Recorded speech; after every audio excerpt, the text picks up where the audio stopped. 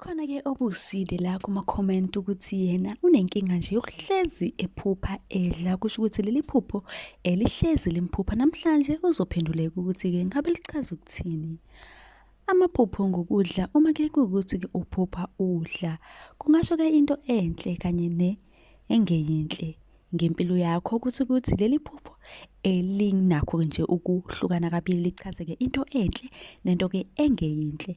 Uma-ke uphupha ukuthi-ke udla ukudla okumnandi, uzothola-ke injabulo nempumelelo empilweni yakho. Umudla ulele phansi, kusho ukuthi-ke kukhona okuzokulahlekela. Uma-ke ungowesifazane ongashadile, lokhu kusho ukuthi-ke kuzoba nezinkinga nelobolo lakho. Uma ukuthi-ke usazolotsholwa noma nje emalungiseleni-ke ukuthi-ke kwenzeke lokho, kusho ukuthi khona iy'nkinga ozoba nazo.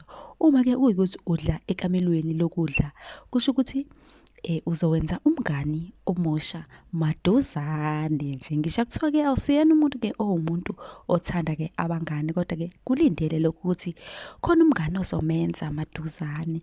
Uma uphupha ukuthi-ke udla kangangokuthi-ke uzizwa-ke ungaphilile, kusho ukuthi-ke uzohlupheka ngasey'malini. Enye incazelo-ke ngokuphupha udla ukudla, kusho ukuthi-ke usuke udliswa. Abaningi bayakwazi lokho.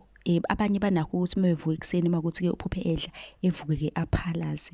Uma uphupha udla usuke-ke udliswa, kusho ukuthi khona umuntu ukudlisile. Uma-ke ukudlile ukudla ephusheni, lokho kusho ukuthi-ke khona ukuthi-ke idliso lingenile ngaphakathi kuwe. Kanti-ke uma uphaphame ungakakudli ngaphambi kokuthi ukudle, kusho ukuthi alingenanga idliso.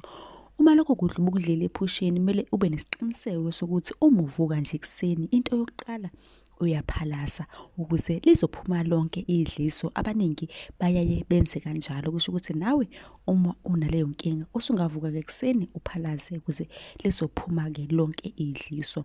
Mlaleli, uma ukuthi-ke nawe khona la ongazwanga khona kahle noma khona la onombuzo khona, usungakhomenta-ke nawe, ngizobe sengibuya-ke nevidiyo yakho ngizokuchazela kabanzi ngephupho obenalo. Nisale kahle, ningakhohlwa ukusubscribe.